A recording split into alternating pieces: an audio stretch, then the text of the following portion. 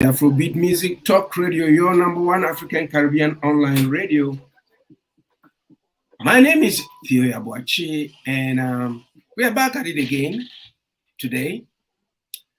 This is a long weekend in Canada. And when we say it's a long weekend, it's the Victoria Day weekend. You know, Canada is still bound to the kingdom in the United Kingdom. And having said that, May 20th, every year,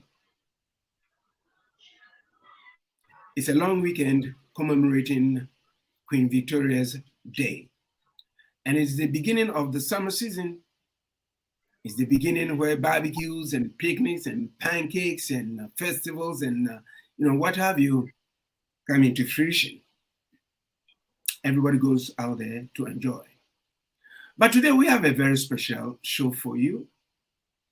And having said that, if you are viewing us for the first time, well, subscribe to the channel and come back again and again and again and again. And of course, we have other episodes that you may be able to go back and watch on YouTube, Facebook, LinkedIn, and StreamYard. Today I have with me my co-host, John Benjamin Daniels, as usual, the bomb thrower. He's in Ghana. Hi, JB, how you doing? Hi, yeah, I'm doing great. Thank you for having me. Yeah. Accra is cloudy a bit because we are getting to the rainy season in Ghana, and we're getting the rainy season in Ghana. So yeah, I know when it's the rainy season, you get a lot of mangoes and stuff like that. I quite remember the last time I was in Ghana, I was just picking it left, right, and center.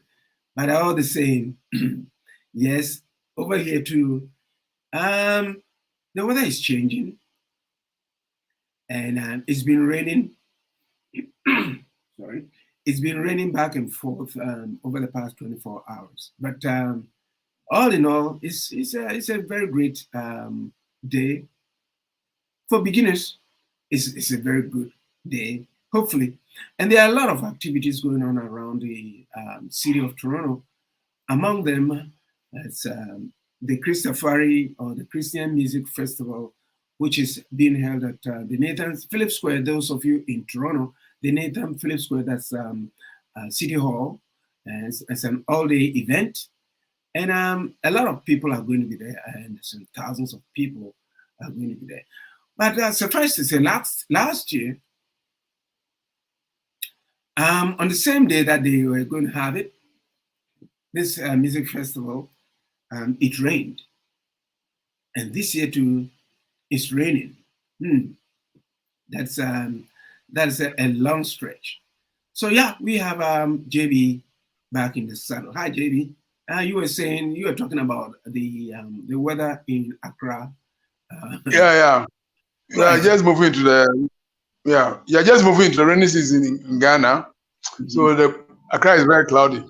And last week this very week, Ghana had approval from the IMF for the bailouts.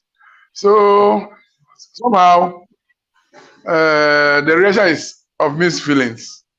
People think that the IMF will support Ghana's economy. Others think that we have gone there about 17 times. So this one will not make any difference. Definitely the governments in Ghana should up their game so that Ghana's economy will be better. So we are here. We are here in Ghana. So I expect that. Yeah, to get into it, you've struck something that I think we have to explore before. By the way, there's going to be an African Union flag raising event upcoming on the 25th of May, and we are going to have two officials from the African Union 6th region, the African Unity 6th region, Canada. By the way, you know what? Last week we were invited.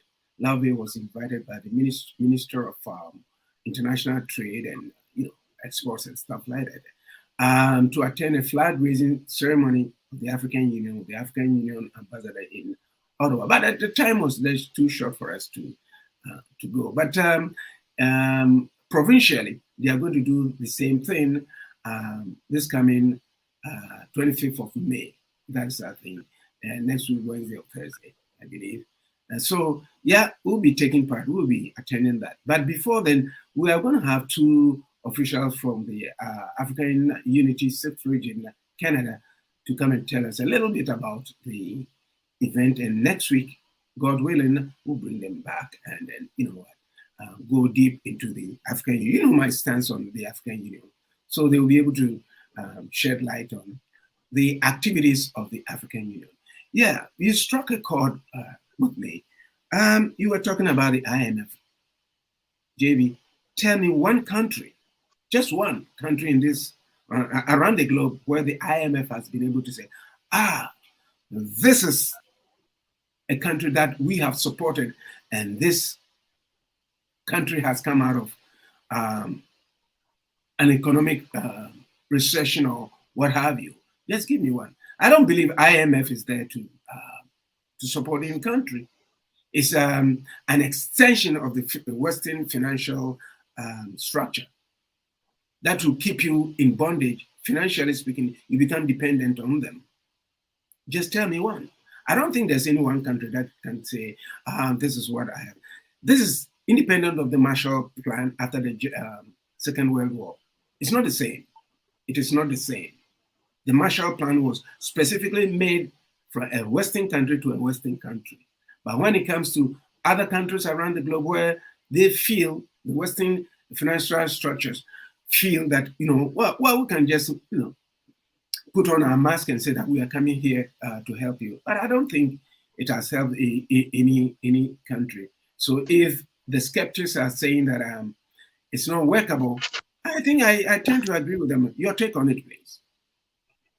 Yeah, perfectly correct.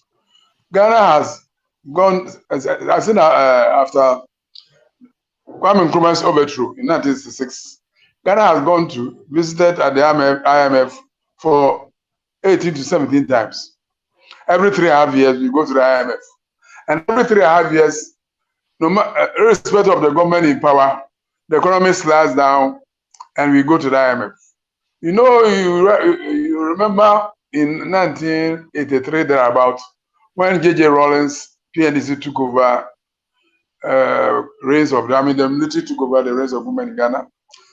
We had bushfires and famine in Ghana. The economy was there. And the soldiers had to go to the IMF for economic recovery program. Since then, every 3.5 years, Ghana's economy goes bad. And you know, IMF, when they are coming in, they bring their conditionalities. And so now Ghana economy has been taken over by the Western capitalists. And that's what is happening. And you know, for every increase in fuel or changes in the world financial system, which bring crisis, then Ghana will be gasping for air. Because Ghana's economy at the moment under the IMF is not sustainable. And it's a very terrible situation. And most governments, since 1983, go to the IMF for support. But when you do the same thing over and over again and it doesn't help you, common sense tells you that that system is not good for you. But who am I to tell them not to do it? Because I'm not in the NDC or the MPP, the Duopoly that rules Ghana since 1983.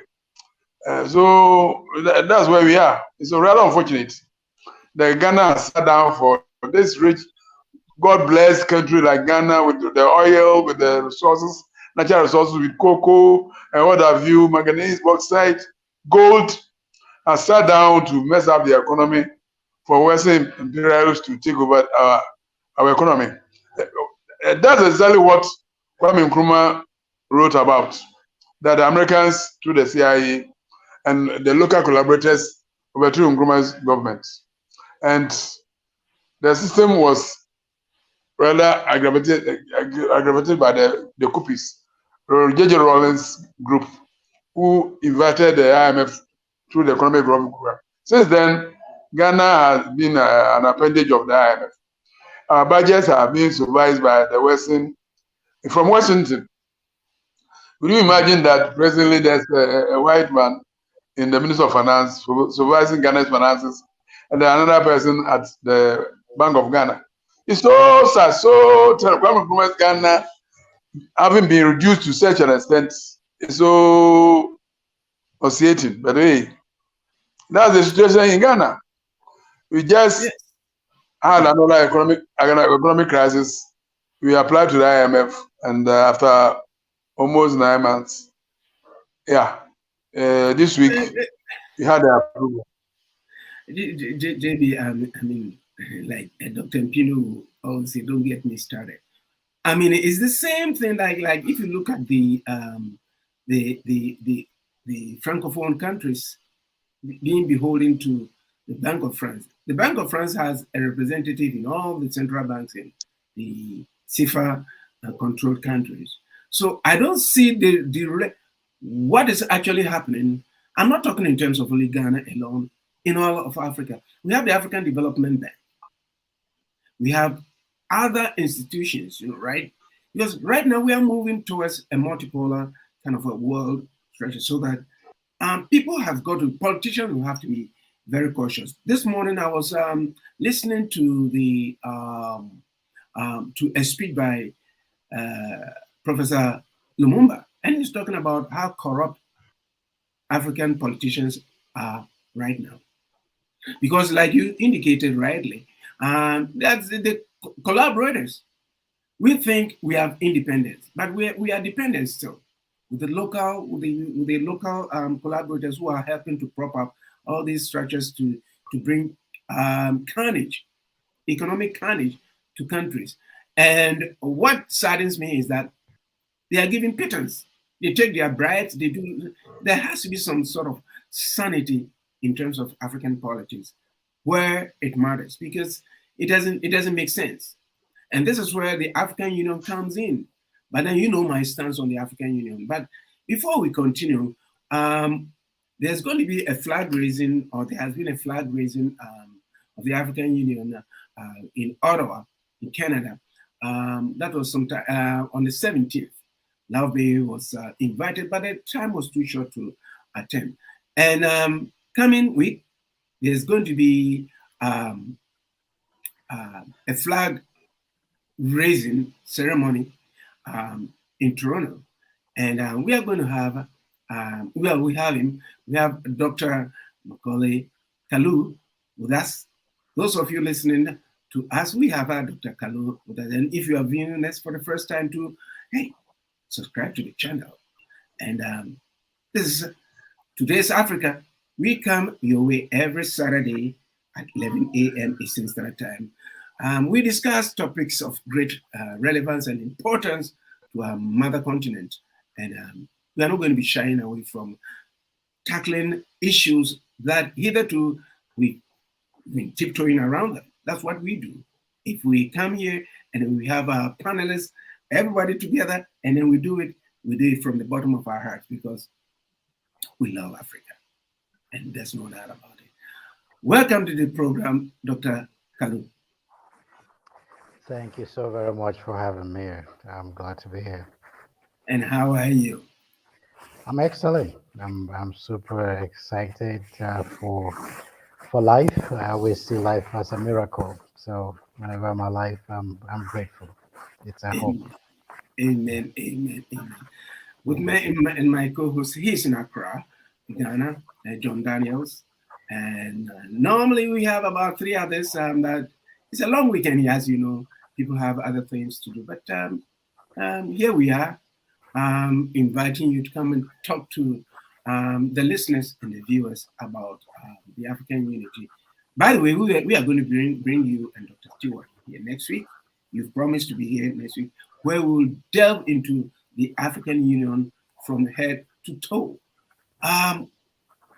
What brings you here? Like in Africa, when you go visit somebody, say, what's your mission? What brings you here? We always give him the chance to tell us the mission when we visit people. And I quite remember I asked my grandfather as to why that kind of tradition.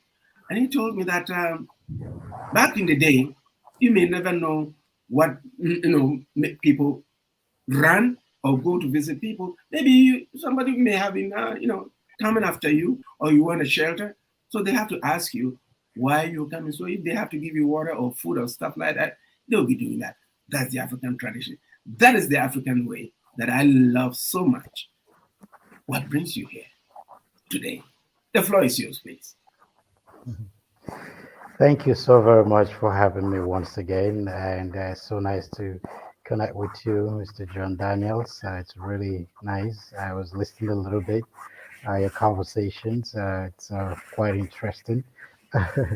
I'm here because once again, it's about the motherland. It's about Africa. I believe that we are the one to tell our story, regardless of what is happening. I've been privileged to live in different parts of the world. I studied in Europe, and I find it interesting in some of the history books refer to the fact that life began in Africa, and I find it interesting that nobody debates that fact that life began in Africa. And so, knowing the life began in Africa, which means that uh, Africa is the mother of the world. And if Africa is the mother of the world, as a mother, we are supposed to respect the motherland. And, the Holy Book says, honor your father and your mother that your days may be long. And I always use that as a reference that one of the challenges that the world is facing today is that they've not been able to properly respect the motherland as the source of their birth and as the source of their life. And so some of us, having seen that, believe that it's our responsibility to do what it takes to respect our mother, to honor it, and to give it what it deserves. And so part of that is part of a program that we've been doing for over 10 years now, as we celebrate the Africa Day in Canada as one of the projects that was started outside of the continent in celebrating Africa Day around the world. And so we will be doing that on May 25th, celebrating the Africa Day, which interestingly this year is the 60th anniversary of the then Organization of African Unity, OAU, which is now called the African Union. And just like I said, it is our responsibility to tell the story of how far that we have come and what is happening with the global Africa family. Yeah, interesting. Very, very well put. Very, very well put. And we have with us Dr. Barbara Stewart. Doc, tell us a little bit about yourself. And, we're going to be talking about the flag, African Union flag raising event, which we are dying to see. Because one thing that I was talking to somebody yesterday, and I forwarded the flyer to the person. And the person said, "Well, oh my God, at long last, we are getting there." Um, the journey has been very rough. We're just beginning. We are not going to give up because there's a lot about Africa that has got to be said. Just like you said, the story has got to be told. And I always say on this program and on other programs that if you have a story and you don't tell the story yourself, and you get somebody else to tell the story for you, it becomes his story, not your story. And we know what history has done to us. Lies and all these kind of stuff. So we are not prepared at this particular point in time in the life of Africa or all Africans or people of African descent. I think the hope there is that there's a resurgence of the African personality that Dr. Nkrumah said. See, the black man is capable of making mistakes and correcting them. We've made mistakes, but we are here correcting them. So we need a union to bring us together. And here we have the African Union. And the flag raising ceremony alone tells me and other people that we have arrived, because we cannot be discounted out of anything.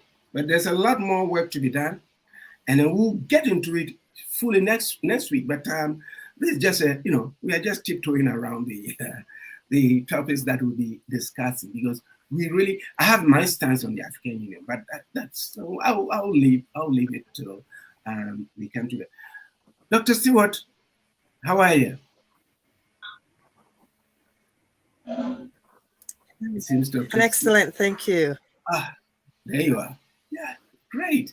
I asked Dr.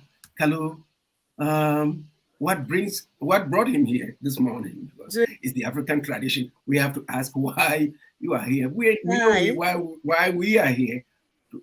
Tell us a little bit about the event and a little bit about yourself, because so many people, so many countries are listening to us right now, and they may be interested in listening to the flag raising and all the information that you can give us.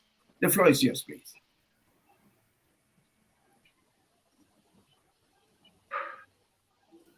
Thank you. I want to bring awareness to what is going on in the diaspora. And on 20, as Dr. Khalud, will be Global Africa Day, the 60th anniversary of the African Union. People are still not aware of what's going on. So we thank you for the opportunity to be able to come on and share, so that people can be aware that there's a movement that's going on. There are changes that's taking place within the diaspora, and we're here to help to carry the diaspora where they need to go. As I said earlier, many has been telling the story for us, but it's time that we tell our own story. And with what your station is doing is helping to tell the story globally and bring awareness, because it's time for us to rise above the negativity and move forward and begin to do things positive to achieve the goal that our ancestors have paved the way for us to achieve. You put it right there. You know what? I'm so excited. I'm so happy that even the flag raising ceremony or event, was held in Ottawa, which we were invited. At short notice, we couldn't. But for the mere fact that the realization that you cannot count us out, because we are not going anywhere. The globe is too big to accommodate all of us. We've been, misunderstood as a people, maligned, and then we have taken punches left, right, and center for far too long. And I want to let you know about this radio station. This is exactly what we did. It came out of making lemonade out of lemon, because we don't have the wherewithal, we don't have the infrastructure to be able to go out there to tell our stories. That is why this radio station is all about. We have talk programs to educate, to educate our communities, not only in Canada, but around the globe. So we've taken it upon ourselves to be doing so many things. So having the flag raising event, and it's overwhelmed me. But before we go a little bit deeper into it as to the details and stuff like that, I would like to turn to my co-host in Accra, Ghana, John Daniels, to comment or if he has any question. JD, the floor is yours, please. Thank you, Theo. I would like to ask our friends who are visitors that I want to see how enthusiastic are the African diaspora happy about this flag raising ceremony. And maybe if you can tell us a little bit about your organization's relationship with the AU. How are you linked, and how are your activities going to enhance African development going forward? Well, Go ahead, please. Well, thank you so much for that comment and question at the same time. Um, the diaspora community are pretty much excited. There's a lot of people who've been looking forward and expecting such things to happen more and more. The reason why it started in the first place was the same thing because a lot of people know about European Union. When you ask people about European Union, no, I mean everybody knows about it. A lot of Africans, you talk about Premier League, they know about it, all the clubs. But when you say African Union, it seems to be a mirage, something, that is like a ghost, and a lot of people are wondering what does that mean? For some of us several years ago in Africa, it used to be part of a curriculum to learn about the Organization of African Unity. Growing up, a lot of people, when you say OAU, people knew what it meant and what it stands for. And today it has not been as much publicized as should be about the African Union. And we felt it was necessary to highlight the activities of the African Union and what is being done. We don't have any other continent. This is the one that we have. We don't have any other leadership. This is the one that we have. Good, bad, or ugly, it is still our continent. It is still our leadership. And I always say that you cannot change a system outside of the system. You can change a system only being part of the system. And so, having said that, the African Unity, African Union Sixth Region, has been part of the framework or the initial structure of the Sixth Region Initiative. I've been privileged over 25 years to be part of the process of the establishment of the Sixth Region, which was officially launched in 2012 in South Africa, May 25th, 2012 in South Africa, when the heads of states had a declaration, which was during the first diaspora summit with all the heads of states in South Africa, and that gave room to the Sixth Region Declaration. And so we felt also the need and the responsibility to be part of the change and the continuity of the kind of change that we want. I always believe that it's not about what we say or criticize about, it's what we do in the aspect of what we want to see changed. And so, having said that, so the African Unity also have the official endorsement of the African Union. We are given the mandate officially with a document, signed agreement, a paperwork, which was also signed by all the diplomatic heads in Canada when that happened officially with the AU representation in Canada and also the ECOSOC representatives as well that were in Canada to make that official as the official body as part of the sixth region that represent the activities of the African Union in Canada and in North America. And so that's the relationship there. And so all that we do, it's all in conjunction officially with the AU.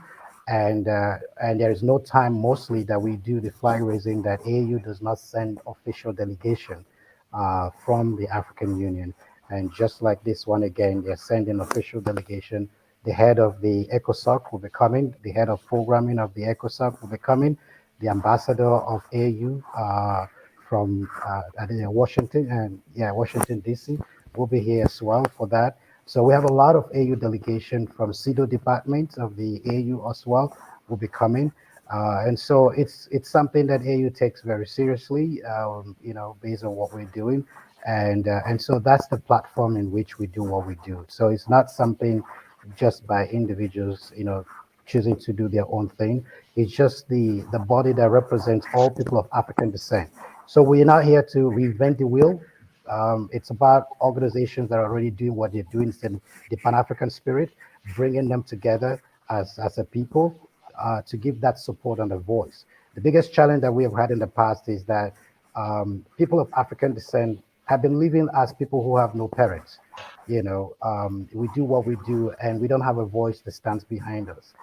But now African Union now stepping out to do that. First of all, the declaration, and as well as now coming forward through this process of flag raising and different activities that we do, that they show their presence and say that, well, these are our children. Whatever that happens, they belong to us. They are part of us. And like we're saying, we're not where we want to be, but we're not where we used to be. And we believe that we are in motion to get to the promised land that we are all excited, looking forward to do. That change, it's all in our hands. And we believe that we will make it at the end of the day. Thank you. Thank you. Any follow-up, JB? Any follow-up? I'm okay. I just want to. Yeah, I'm okay now. I just want the lady to also come in. Then maybe if I have other things I can say. So if the lady will come in. Yeah, Doc Stewart, you have any addition or comment to what Dr. Thank you. Kalu has? I did not. Thank you very much. And I did not let you know that I'm also the Secretary General of the African Union 6th region here in Canada. And Dr. Kalu said, we've been doing the flag raise for some time now, and we engage the community, we engage the diplomatic corps, we engage consulate, and we engage the politicians in what we do. So it's not just doing it, just go there and just having flags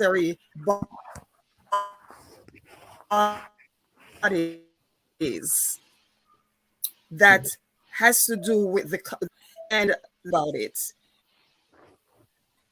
And for the last 3 years during the COVID, we have not had the privilege of doing it because of the lockdown. But people are responding, and people are and participate. And it's a very significant one is state anniversary. So we're looking forward to really and to have the community celebrating. Yeah, as we have diplomats and delegation that's coming in, and we have always had delegations that come in and participate in this event. So I guess this is where it's exciting. It's an exciting time, an exciting place to be. Indeed. My question, my question, an additional question will be, is the flag raising events being, is it around the globe, say in the Caribbean or other parts of the world, or it is? This is actually the very first time myself. I have always been asking us to how and why are we not visible? Because like Dr. Kalu said, the AU is bigger than the European Union. It was there, like we had so many in Africa, we had so many regional blocks, the East African Economic Community, that had their own currency, their own airline, and it worked well. And you know what? Whenever we set ourselves out there to do stuff, and it's going to work, is for some reason, some magical hands from outside will come and strike it down. But I think since we are moving into a multipolar world right now, I think this is the time, this is our opportunity to be very visible out there. Is we cannot afford to let things go by. I said some time ago that when George Floyd died, just before he died, he said, "I can't breathe." That word, "I can't breathe." And that "I can't breathe," that breath of life that he said he cannot breathe, has given us the breath of life to move on. He has given us something to go on. So we are not going to let this period slip us by, because if we let loose our guard, it's going to be more devastating than before. So coming up with this flag raising ceremony, I hope that a lot of our brothers and sisters, whether from the continent or from the diaspora, or we were one and the same people. I hope a lot of people out there, those of you who are listening to us, would go to. I'll give the floor to either Dr. Stewart or Dr. Kalu to give us more details about how, when, and how they can get involved, because we need to get ourselves involved in this to make this occasion a great event, so that even after next year, so maybe 61st we'll do it, 62nd we'll do it, 63rd we'll continue to do it. We are not going to stop. But congratulations to both of you for putting in a lot of time to make this happen. Can you give us more details about the event, please? Where, time, expectations and stuff like that. Either one of you can answer. Well, it will, if I might take that. First is to make reference to your question, which was, is this only place it's happening, or is it happening other places? For the meantime, this is the only place officially outside of the continent that is happening that I know of, because of to raise African Union, which sometimes people don't know, to raise African Union flag requires also permission. Because it's a continental body, and so it's not just an ordinary country, where the consulate and the people would do. So we had to get the official, permission from the first time that it was started, because it's the AU flag and it has to be according to the specifications, and the flag also had to be the correct one. And so there were a lot of things involved. It wasn't easy for the process to get to what it is. So it's not about just the idea of doing a flag raising, but also being able to get the official support that is required about it. And that's why the AU also takes it serious, because they made a commitment to allow it to happen. So they always do send delegation to support that every year that is being done. And so that's a part of the process of what is happening. So I believe with the fact that we've started, it's something that we want to encourage everybody.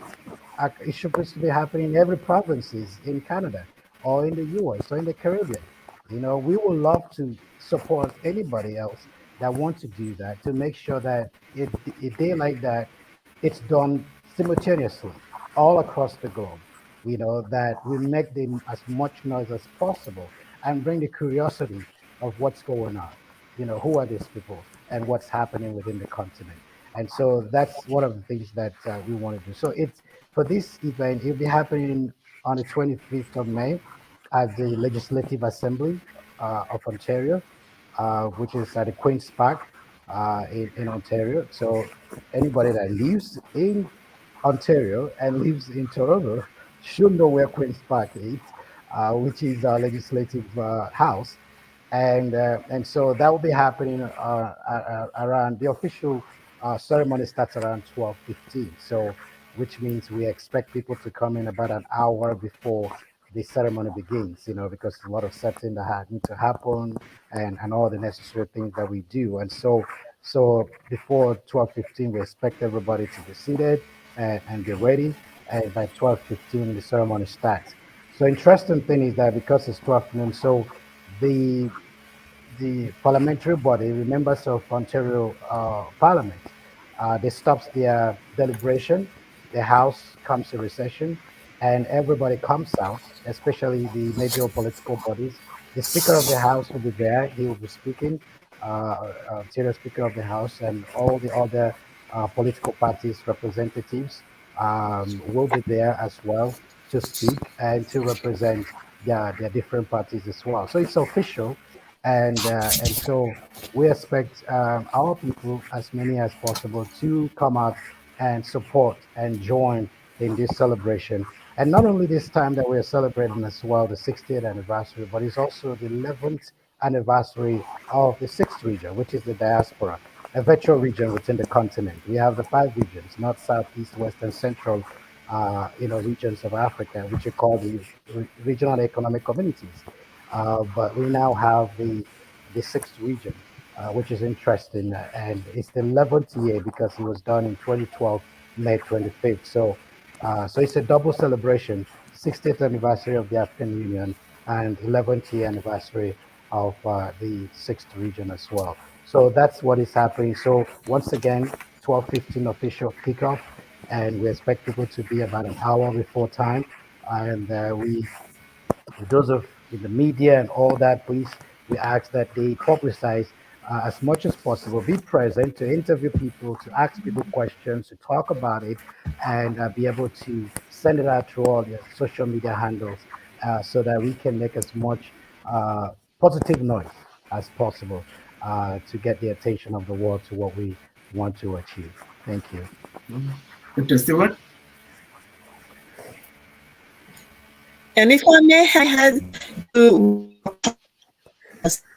we're asking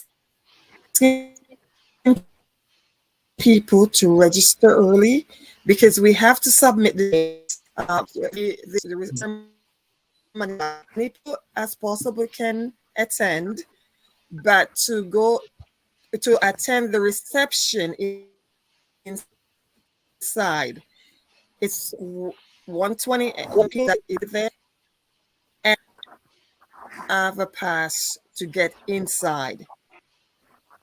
So you have to go through security, and you have your ID. You have to have an ID to be checked through. So registration is on. Emails have been going out. They can go to Eventbrite and register.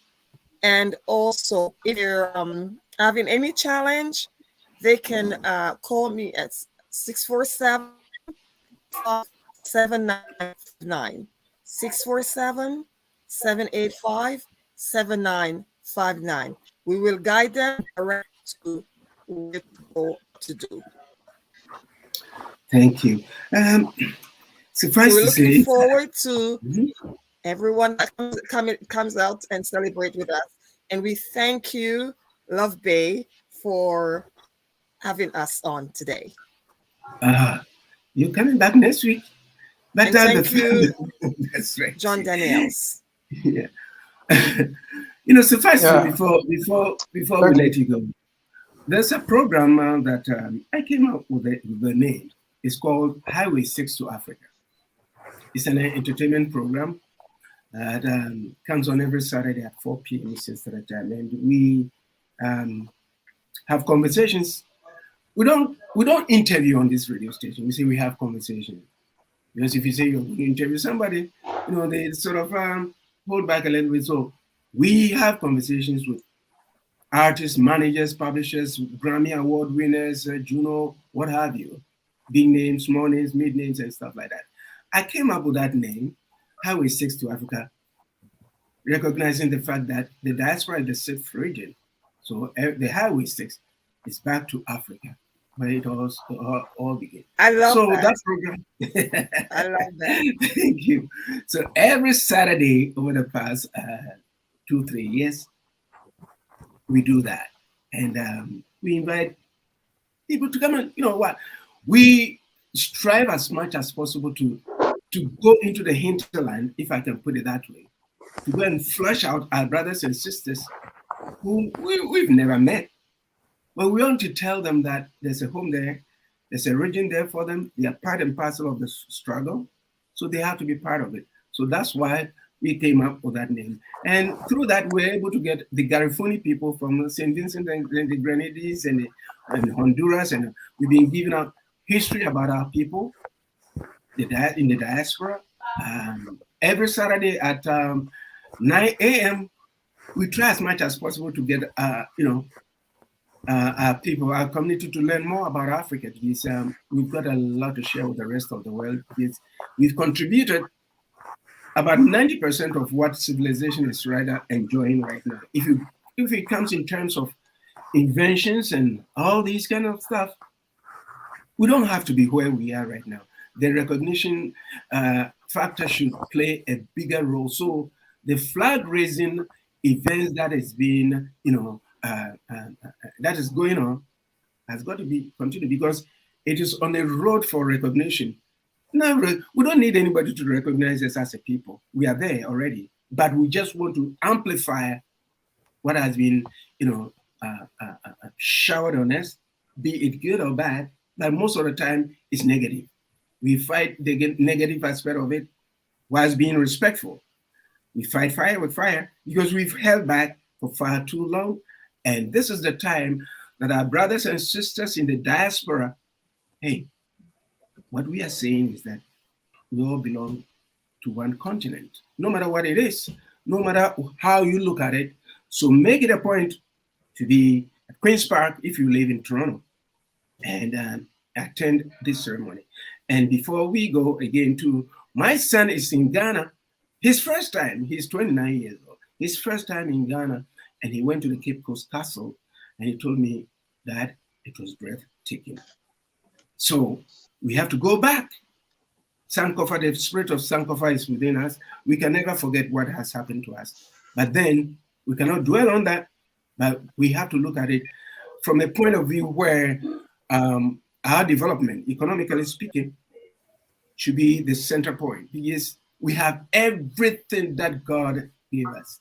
Sometimes I sit back and say, you know what? God loved Africa so much, so much. We have the power, but we don't know how to use it.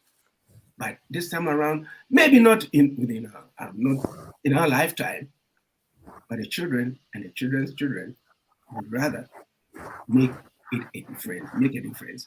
Because Africa is the youngest continent with an average age of 21 to 25. The youngest continent right now. We have the human resources, the natural resources, and how do we capitalize on that to be able to be viable for all of us, the community, to be able to enjoy the fruits of our labor, because we are not going to allow anything to hamper us any longer. Like I saw a cartoon, and the cartoon had a palm tree on one side of the fence of a big, big wall.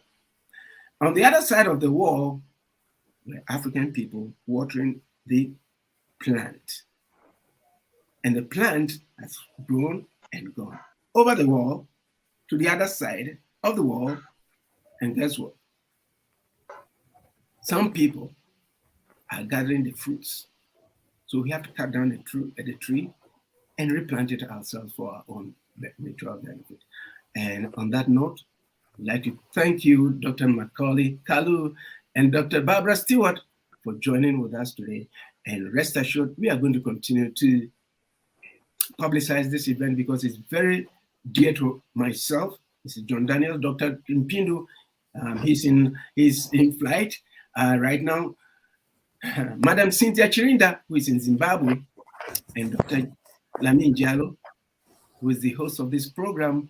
And we'll continue in our various diverse ways to promote this, because every Saturday we talk about the African Union.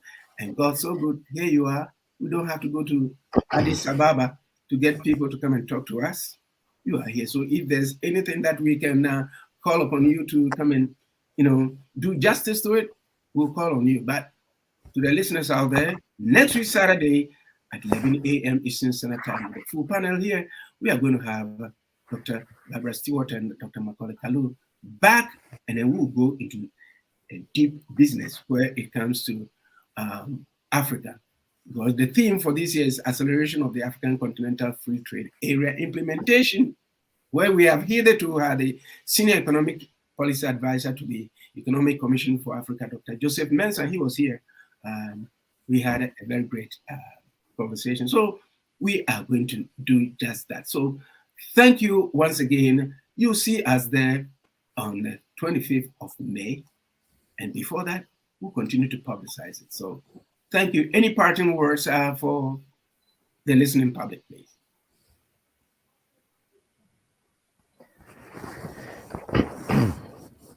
Once again, we want to thank, Love Bay for this wonderful opportunity to share the great work that is happening. Thank you so much for the work you're doing. You know, we really want to thank you for, you know, being the great ambassador that you are. I've heard a couple of things about what you're doing. So thank you, Mr. John Daniel Steele. Thank you so much, and all the other, you know, great part of the team. We're looking forward to having everybody. And for more information, people can go to the website, au-6rc.org, au-6rc.org. There's a lot of information there. And registration link is there also to Eventbrite. So we want to thank you for the wonderful work. Thank you for giving us the opportunity to be here.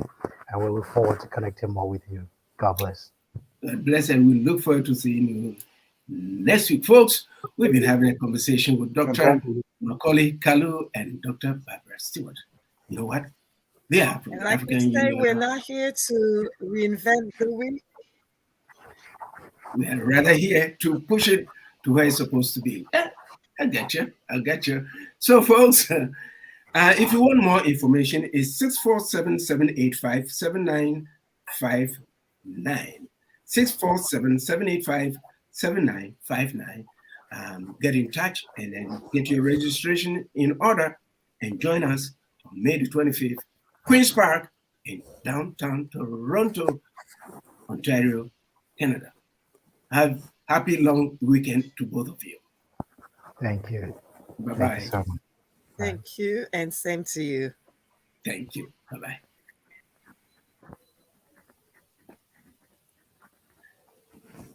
Yeah, JB. This is interesting indeed. We are going to be continuing, we will continue, JB, to with this crusade. I love it. I really love it. I really love it. We're going to continue, JB, as I was saying, we are going to continue with this crusade because I'm so happy. I'm so happy that at long last, we are seeing that we putting some visibility around the continent of Africa. Remember the Friends of African Union? You remember that, JB? I think he's frozen, folks. We are in conversation with John Daniels. He's in Accra. Dr. Francis Mpindu is in flight, and Dr.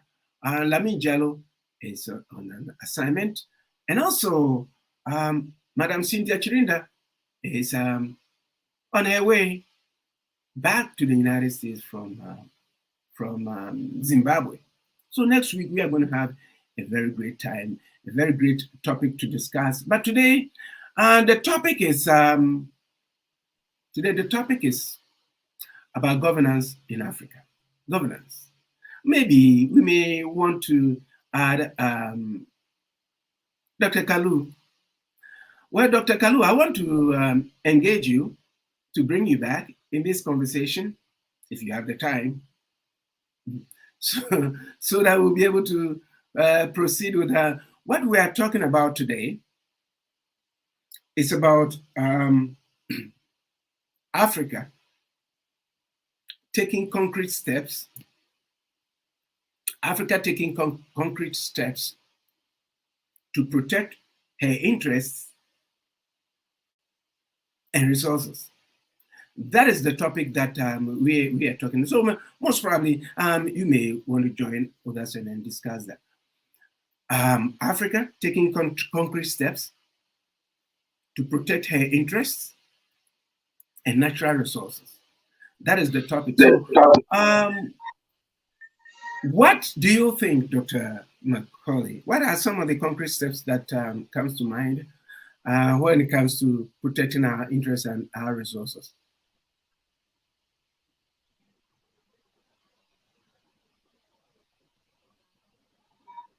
Dr. Macaulay? Mm-hmm. JB, I'll ask you the same question. What are some of the concrete steps that you think Africa must take to protect her interests and natural resources. Because last week we were here with Michael Fogaing from the Rassemblement Africain, and he came up and discussed some great points, and I think you were giving a synopsis of what happened. What are some of the things that comes to mind when it comes to Africa protecting her natural resources and interests? The floor is yours, please. Go ahead.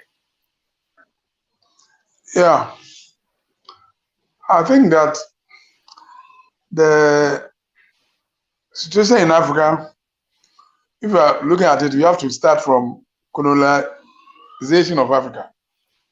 The system that we had before it was transited to the various independent African countries. The colonialists were ruling Africa, and our resources were being controlled by them. Definitely after our independence, the situation should have changed.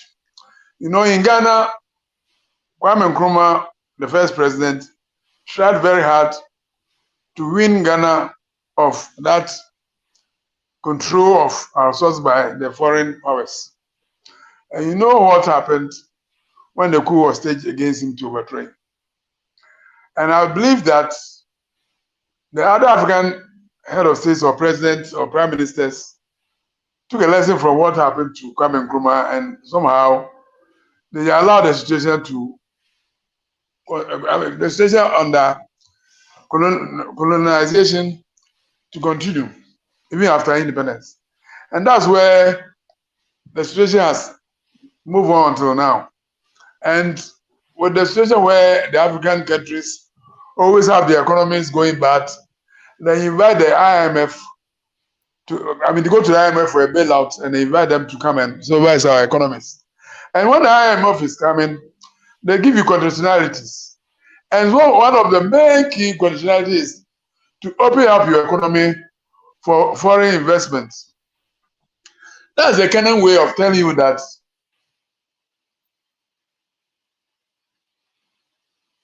Yes, yeah. When it gets to that point, it tells you that all is not well. All is not well because we are the beck and call of foreign financial structures. Of course, African countries and African leaders are quick, very quick, faster than Usain Bolt,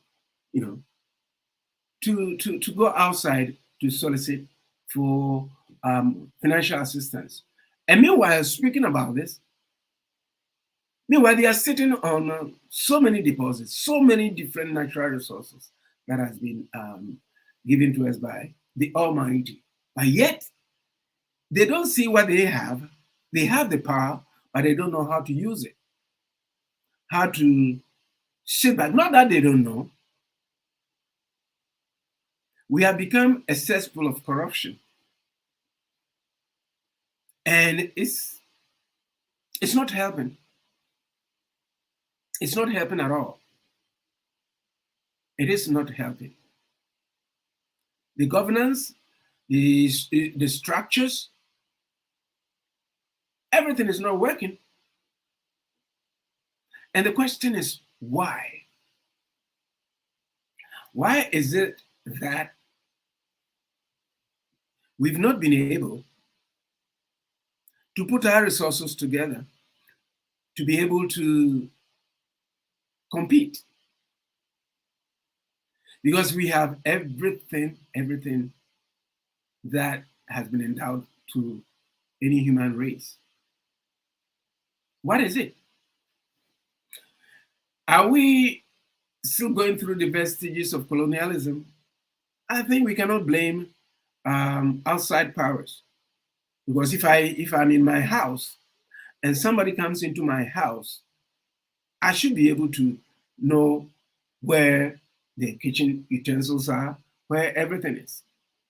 But if you allow a visitor to come home to dictate where you have to put your mattress or your pillow or what have you within your own household, then that's a problem. That is a big problem that doesn't have to be tolerated at all. And a whole lot of people, listeners alike, know my stance. Yes, know my stance about the African Union. But then sometimes you have to go back to the source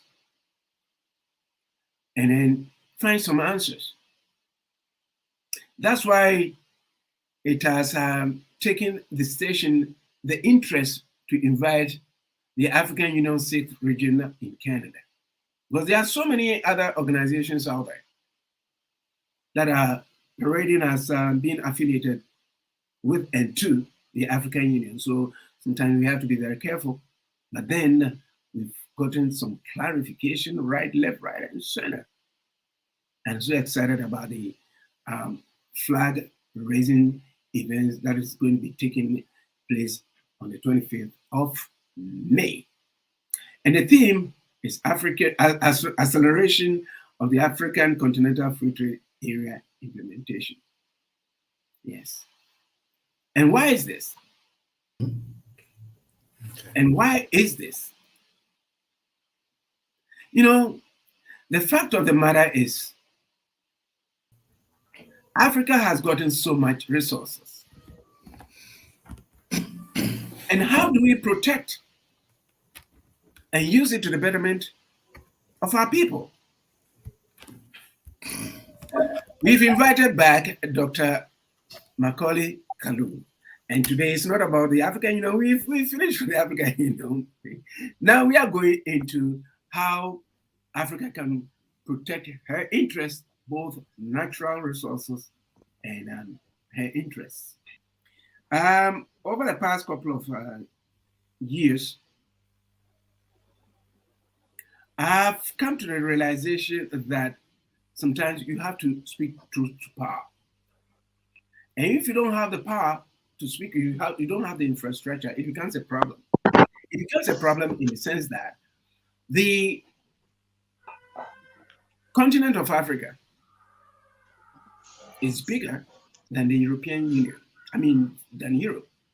When it comes to the AU, or the Organization of African Unity, has been there way before the AU. My question is, why has the AU succeeded and we haven't been able to take the same route? Something is wrong. We have the wherewithal to protect our interests and our natural resources, or our resources. Dr. Kalu, what do you think is the problem here?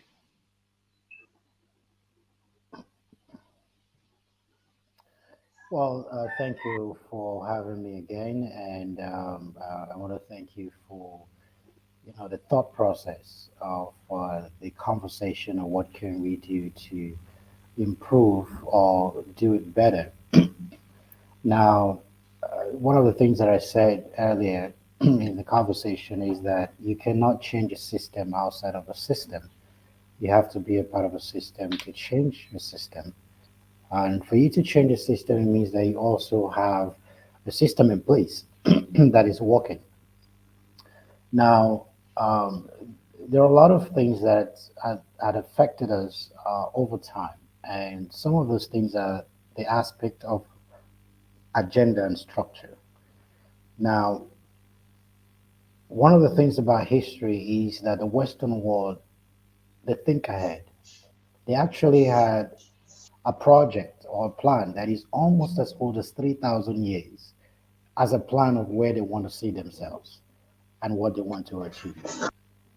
And so over time,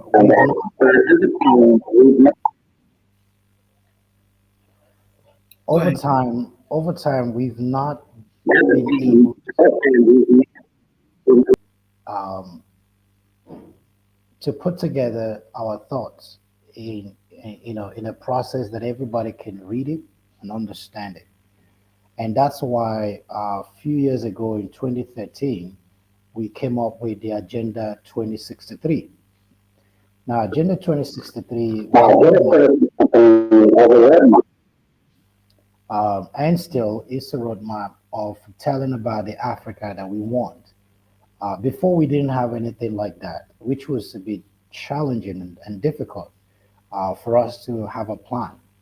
Now, um, we've come a long way as a continent and also as a people. There are a lot of regions doing what they can to see that the social economic development it's working.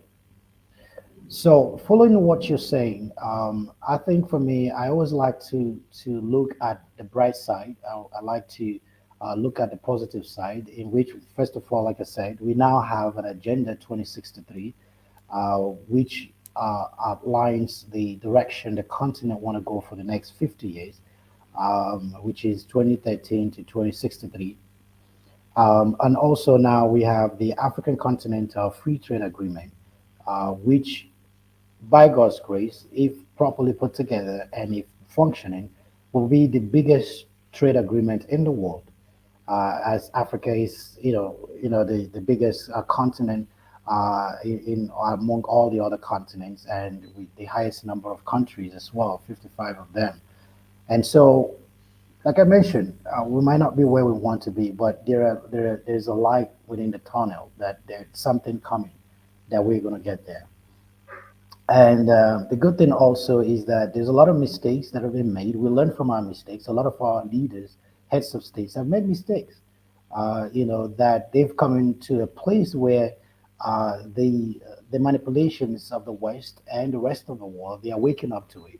Where of course, there are a lot of debts that countries in Africa has put themselves in, and a lot are looking for a way to come out of that, and they've learned the um, the manipulative systems of all the debts that we've gotten ourselves into. And so many are not looking into that, and the citizens also are rising up against our leaders, saying, no, you can't be doing this over and over again. You need to review those documents that you're signing and not mortgage our future and the future of our children by, putting us in a lot of debt, which means that now things are changing. Like I said, it's a gradual process. We're getting there, and I believe that it will take people of African descent and people of Africa to bring that change that we are looking for. Now, a lot of people of African descent don't really know the opportunities that are within the continent, which would increase investment, right, in Africa that will help with the social economic development that we are seeking and we are looking for. It's all about investment. It's all about trade. If we pay attention to all those things, I believe that gradually things will change to where we want it to be. Now, that's why we're working hard in this African Continental Free Trade Agreement, because if we can get it right, which I believe that we will, it will really change the narrative of what's going on in the continent. And we know that a lot of economies in Africa are coming up, like Nigeria, South Africa, Egypt, and Ethiopia. Of course, despite all the challenges, politically and all that, but still economically, things are still happening, and people are still investing, and things are still coming up with their GDP. And so we just need to continue to encourage ourselves and encourage, our leaders, and stand up for, the right thing that they're supposed to do. We need to hold them accountable in the right way, and make sure that they take responsibilities for the things should be. But like I said, some of us need to be involved. It's not about just what we say, but it's what we do. Like for me, I've been doing what I can. I travel a lot within the continent. I've been around within the continent for some time now, just seeing what I can do to contribute my quota and to bring in investors as well and people. Uh, Most of the people who I know that are doing well economically in the West, all I tell them is to come and see for yourselves, you know. And when they come and see for themselves, they make that informed decision themselves on which part they want to play in the social economic aspect. And I just want to encourage that we love to. It would be nice for us to learn to speak the positive side. I live in Canada, and I'll be honest with you, not everywhere in Canada is developed. But when you hear about Canada, what they show you, it's all the developed places in Canada. You go to New York, not everywhere in New York is clean or developed, or all that. But still, people talk about New York as if it's a heaven on earth, and all that. But you see, but as much as we don't like some of the things that are happening in Africa, I think it's our responsibility to also highlight what is going well, the beautiful areas and the beautiful things that are already happening in Africa. We give life to saying good things to ourselves. Life and death is the power of the tongue. And if we could learn to say good stuff about ourselves, I believe that, it will continue to grow from that place. If you're a human being that always look at negativity in people's life, you will always find negativity. But if you see good stuff and positive things in people's life, it will also grow. And I think the same thing here with Africa. Like I said, is the motherland. And I said, if the world don't respect Africa, it's going to be hard to see the world peace that we're looking for, because a lot of things have been done to Africa, and Africa has given a lot to the world. The raw materials and so many things that the world has enjoyed today is coming from Africa. And I think that conversation is moving to another direction. So we need to continue that conversation, and not to stop. That brainstorming and all that is by this conversation that good stuff can come out of ways that we can make the changes. Our leaders have good intentions, but we need to understand that, like I said, the rest of the world have been structured ahead of us. They've been ahead. They had a system, right? So we are catching up to how it works. The system. It's about a system structure. If you don't understand it, it will swallow you. And so until we understand how the system works, and understand that it's a great achievement. 60 years is not easy. That we have come a long way. If we could do this, it means there's still a lot of things that we could do.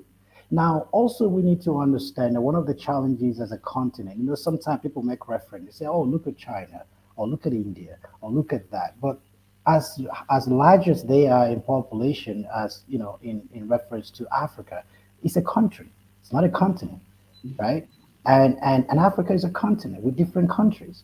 So such references are not fair, referring as a continent versus a country. Yes, they have population, or Africa as a whole have a population going closer to those region, but language is an issue. Okay, that's why what we're trying to do now is, what language do we want to speak? Is this just about the language as a dialect, or is it as a language in economics? And so that's why we see the African Continental Free Trade Agreement as an economic language that we need to rally around to bring that kind of social economic development that we're looking for. So the point is, there are things that we need to look at what affects the region, right? And so as we make our comparisons, we need to, understand, what are the differences, and what we should be our focus. And so I believe that as we understand at this point that speaking the economic language and trade, like we said, we want to move away from aids, but trade. We want to trade with the world. We don't need the aid, because we have a lot within ourselves to do what we can to change things within the continent. So if the world can trade with us, and that's why we're putting structures in place that will help that trade within even Africa. There's a lot of opportunities. I mean, you can't even fly. I've been in East Africa. Now, you don't have a direct flight, let's say from Uganda to Ghana or to Nigeria. You have to pass through Ethiopia or Kenya or Rwanda. The last some time ago I was to travel from Cameroon to Nigeria, which was pretty much 1 hour flight. Yeah. But the closest was to go through Rwanda, which is all the way to East Africa, and then go back, into or and I'm like, there's no flight. Things like these, how do you now, so if I had goods that I needed for just an hour to travel, to Ghana or to Nigeria, and do my business transaction, and I can't do that. And it had to take me 12 hours or 24 hours to do something I'm supposed to do in an hour through flight, right? Then imagine what it takes if the roads are not there, the connectivity of the roads, to do that. So, like I said, we now need to look at the nitty-gritty stuff that change that we are looking for. It's one thing to say about leadership, but the structure, the infrastructure is important. We need to look at the infrastructure, which is what we are now talking about. And that's going to be the essence of the part of the visit of the African Union delegation that are coming to talk about the infrastructure and talk about the African Continental Free Trade Agreement as they come. That people need to engage them and discuss that and see how far they have come and what we're doing to welcome every other person to make sure that we move on. So once again, based on what we're saying, how do we improve our economic status and how do we get relevance in the world as a continent is the fact that we need to look at infrastructure. We need to understand the global system. Imagine that if you in Canada, I can get a line of credit for 2%, for example. But go to Africa to ask for a loan, you are talking about double digits. If not, even some places they give you almost up to 40%. So how do you improve economic situation when you can't have money circulate in the system for people to do what they need to do? If the point of receiving or borrowing money or support is in a high percentage, of course it's scary. Nobody wants to do that, right? And so we're looking at so many things that has to do with that aspect of infrastructure to really help what needs to be done. But that's why I'm saying the conversation has started. There are structures in place. Let's focus on those areas. Let's talk more about what we can do to improve those infrastructures and get us to the place that we want to be. Yeah, Doctor, thank you. My other something that riles me is due to the fact that we've got governance problems. I think we've inherited certain governmental structures inherited from colonialism, and they are still there. Like JB said, there are some collaborators out there. Without them being out of power, you see, they should accept the fact that something is not going right. Our institutions are weak. If we don't politically straighten up or restructure our political systems, no matter what we do, we'll come back to the same place because the same collaborators will be there. And suffice to say, they don't care. I would say they don't care because, trust me, when the pandemic struck, we saw a couple of African leaders or people in power flying out of the country for medical care out of the countries, right? If they have protected what they needed to protect, to get money, we're talking in terms of money, to build hospitals, to do so many things, I don't think they will be able to go out there. But because they become so much immersed in that, what is going on, siphoning, collaborating with outside powers, the unseen hands, it seems there's got to be something, but what it is, I just cannot put my finger on it. JB, can you come in on that? And you know what? Maybe we've spoken a lot more about this. Yeah, come in, please. Yeah, Dr. Kalu has just enumerated those issues. And I believe that now we Africans know exactly what is a difficulty or problems and where we must go, at least with the Agenda 2063. A plan has been laid out for all African countries to work towards that.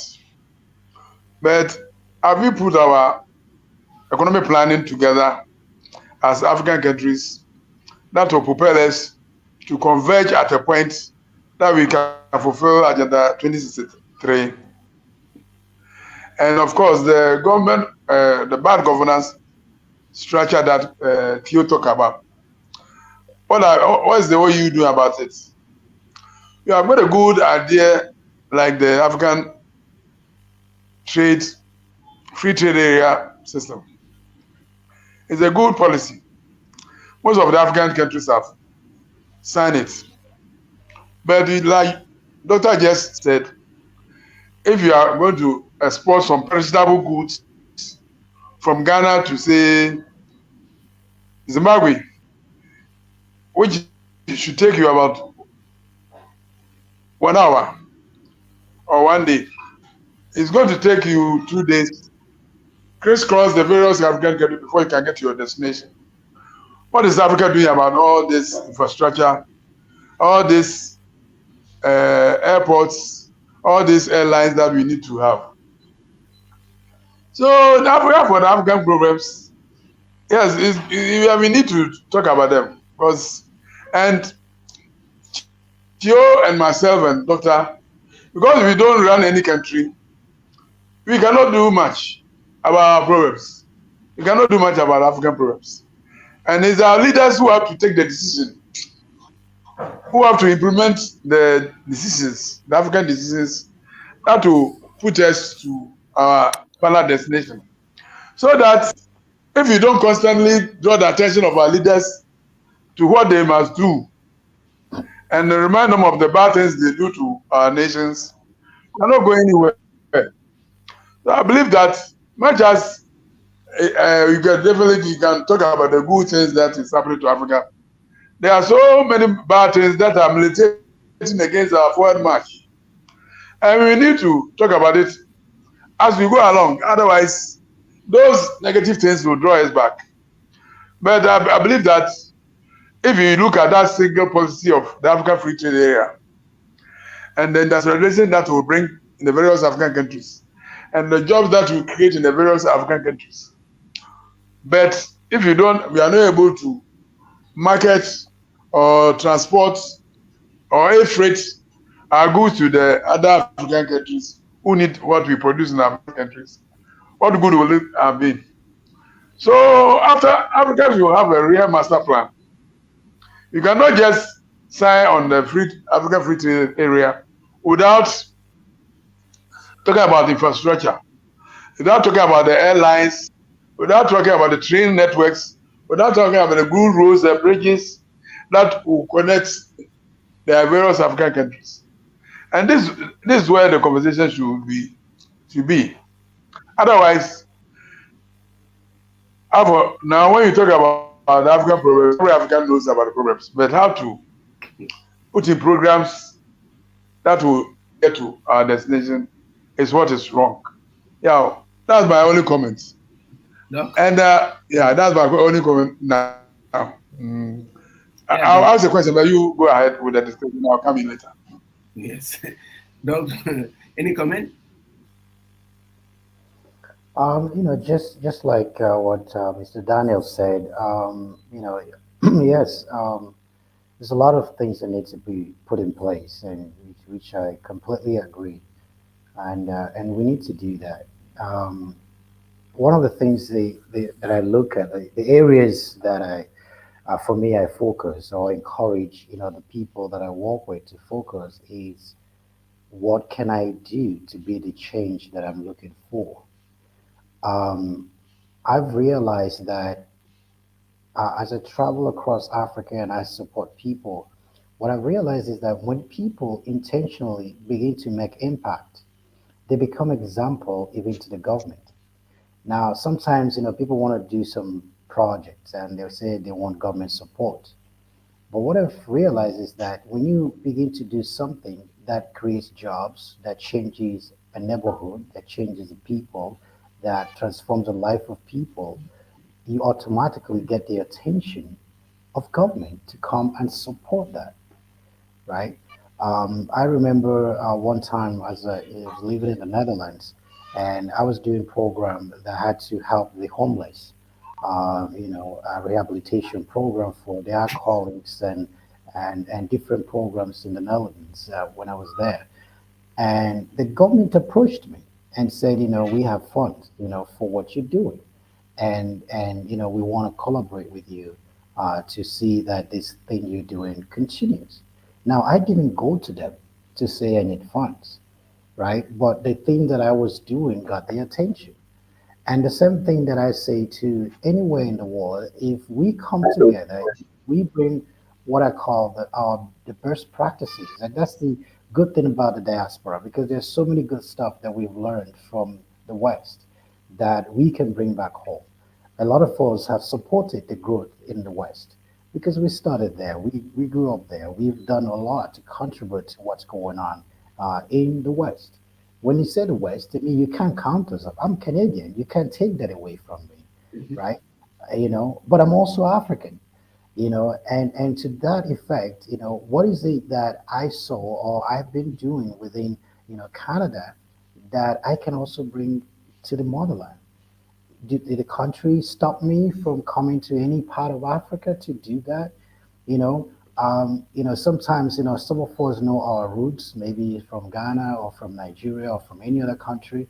And I say to people, an investor is an investor. It mustn't be the place that you call as your root. If Africa is our motherland, it's our motherland.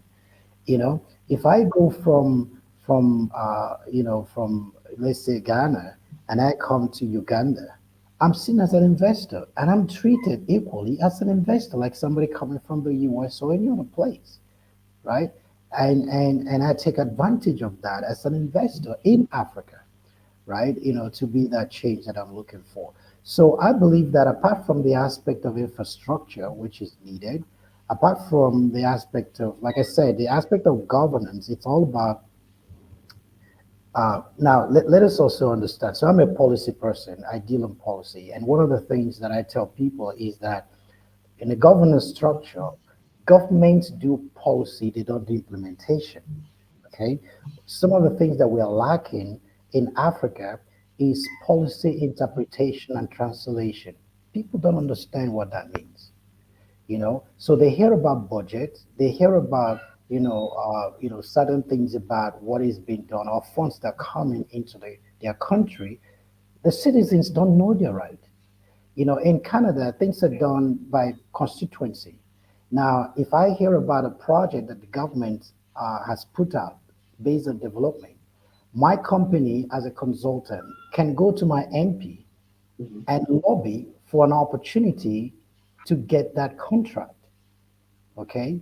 Now, in Africa, because people don't understand that government don't do implementation, they do policy, and that policy is not translated or interpreted to the citizens who know their rights. So when things don't go right, people say, "Oh, it's the government fault," but they don't understand that it's also their responsibility, To right, pursue. to understand their right and go for it. So, because the citizens don't know their right, the MPs or the politicians take it upon themselves to become the consultant. They create the companies themselves, which is not what they are known for. And then they just share the money because the citizens don't know their right to go for it. And so, as a policy person, that's one of the things that I do now, that I've gone into the aspect of interpretation, translation of policy, and implementation, because I already understand the policies that are already there. They are dormant and nobody's doing anything about them. So governments do policy. It's not, if you understand the structure, they don't do implementation. But interesting thing is that the implementation is part of the policy, but you need the service providers, right, to carry out what this policy is about. And so this policy providers, then you need to what they call a lobby system. We don't have lobbyists. We don't have a lobby system in Africa. And so you have individuals who have relationship, whether it's the president or relationship with a member of parliament. It's about family and friends. It's not about a system that says that you need to be registered officially as a service provider with the government agency that oversees people who can provide the services. And it has to be an agency that is tested and proven that you have the capacity to do what is required to do.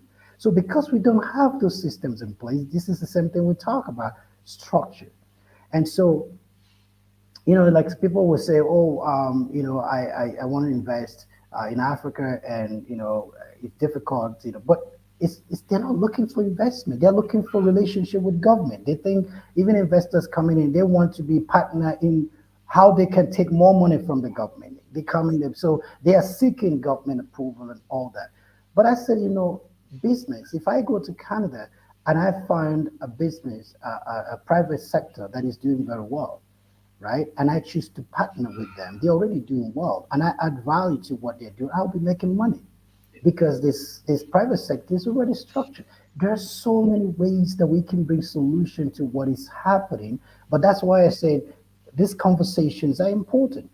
It's not about the criticisms that we get into, but is how do we identify the best practices, what is working, and find a way to implement what is working in an area, and now understand. So I do training. I do training for companies, and as I try to bring investors to different parts of the world, especially in Africa, there are two kinds of culture in play. You have what I call business culture. Now, business culture is a way of doing business professionally, the right way of doing business, right business culture. And there's what we call culture in business. Okay. Now, it's where culture affects business, right? There are certain things, certain areas you will go. Let's say you get approval from government, but the local king and the local villages don't agree with what you're coming to do. They will chase you out. If you don't respect their culture, it doesn't matter how much money you're bringing, that business is not going to work. So you can have a good business culture, but if you don't have an understanding of the culture that affects your business, it still will not work. And so these are certain things that we need to understand. That's why I say some of us have been on the ground. We've been privileged to understand what's going on from the international level and to the local level. Yes, we can talk to you tomorrow about the challenges that we have and the governance structure. Now, understand this.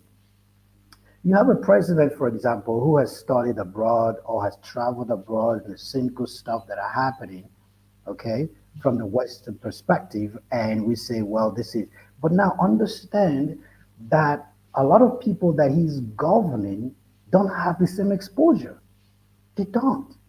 And so you bring new ideas into the continent is a struggle because the problem of Africa is not money, it's not raw materials, it's the mindset.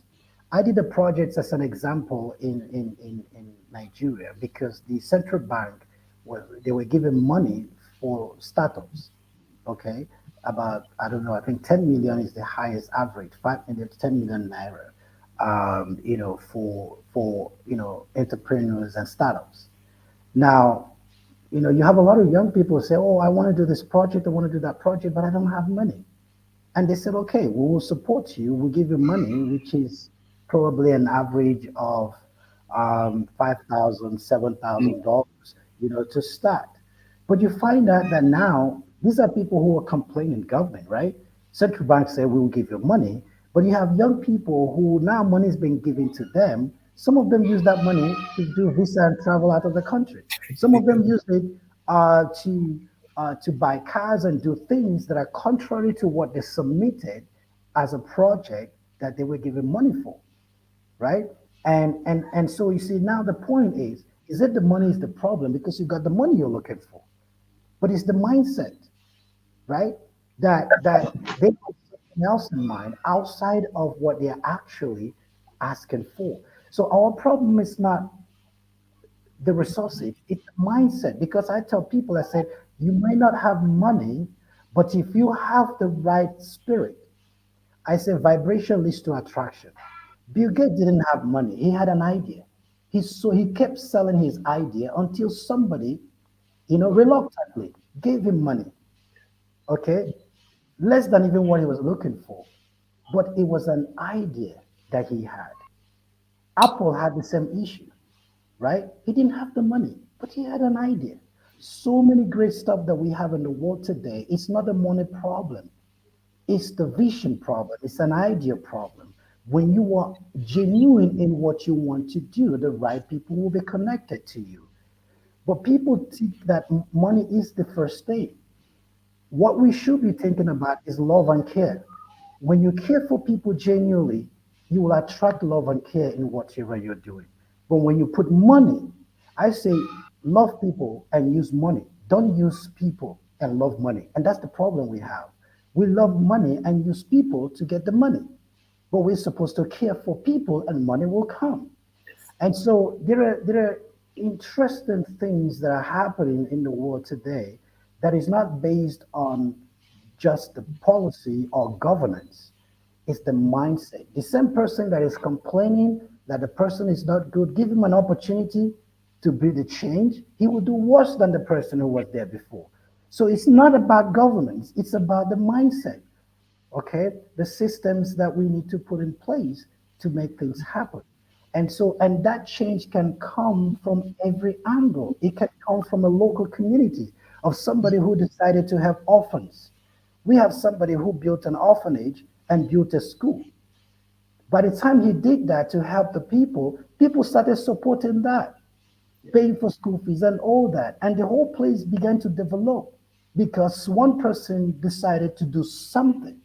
And because of that, other people, the whole area, now there's a library there, there's a medical center, a road is now done, borehole is being put just because somebody, right? And that was not government, that was individuals coming together to do something. And now it got the attention of government because government want to celebrate success. They will come.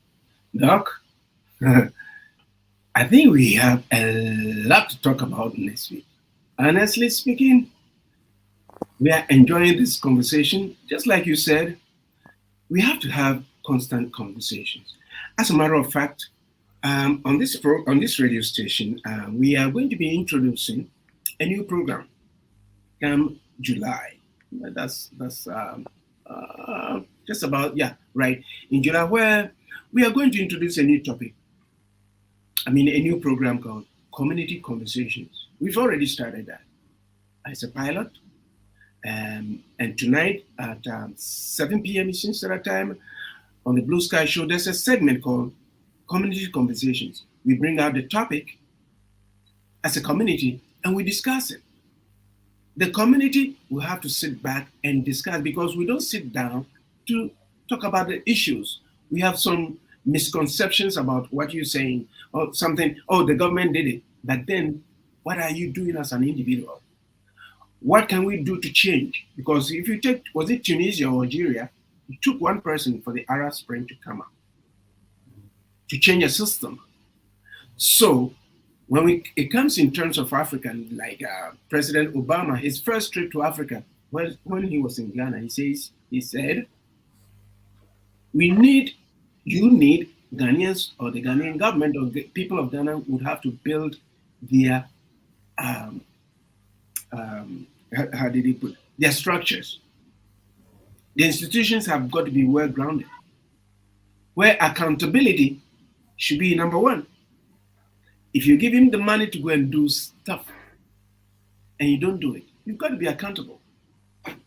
So that there's got to be so many things, so many facets of the discussion that has come to that should come into play, and then from there, the negative aspect of it should be put on the side, because even within our family structure, we have disagreements.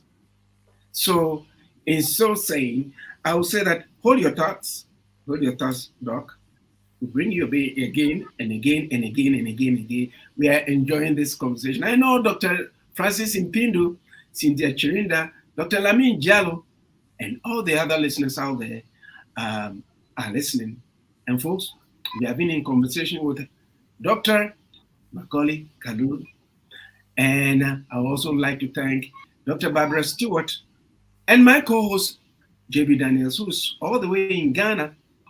We had this conversation. We'll continue to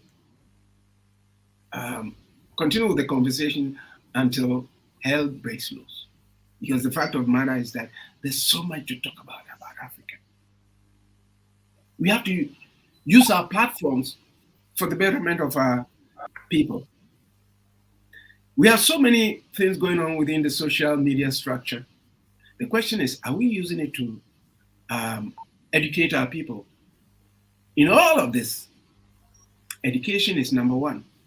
If we don't understand what the government is doing, and if the government is also not doing what it takes for the government to explain to people as to what they are doing, the problem is going to be there. But I know I'm so optimistic about the future of Africa. There's no doubt about it, because we are moving from one era to the other, where today a lot of African countries, for the first time, folks, decided to be non-aligned to what is going on in the Ukraine. This is for the first time in Africa. Of late, we know that the pressure is being pushed on so many African countries, but hey, they are resistant. Because it got to the point in time that we have to take our destinies into our own hands. We are capable of making mistakes. And we should be able to be the people to resolve those mistakes. There's nothing wrong with Africa. Africa is rich. Africa is not poor, but the people of Africa are poor. And why is that? That was one of the great speeches by Dr. Kwame Nkrumah. And all the other patriots, Kenyatta, Nyerere, Kaunda, and all those people, they knew what was good for Africa. But then, what happened? Anytime we took one step forward, we were brought back 2 steps. But then, the new generation of African leaders are ready to take up the mantle to battle. We've seen it in Niger, Guinea. We've seen it in Central African Republic. Individual Africans are taking the battle up and saying, enough is enough is enough. Over 400 years, we are not going to take it anymore. We are like boxers who have been in the ring. We've been punched out, but now we've recovered ourselves, and we know we can do it. We've got the manpower. We've got it. We've got the skills. We've got everything out there. Dr. Kalu is an example, but the whole thing is that we've got to put the theory aside and be practical, be pragmatic in everything that we do. And folks, on this note, I'll say take care of yourselves and each other. We'll reconvene again in 7 days on Today's Africa, coming your way from Love Be Afrobeat Music Talk Radio. Coming up on top of the hour, the Caribbean flavor with DJ Jan 2 Blue. Thank you, Dr. Kalu, for your time. Thank you, JB, and we'll meet again. Don't go away. We'll be right back.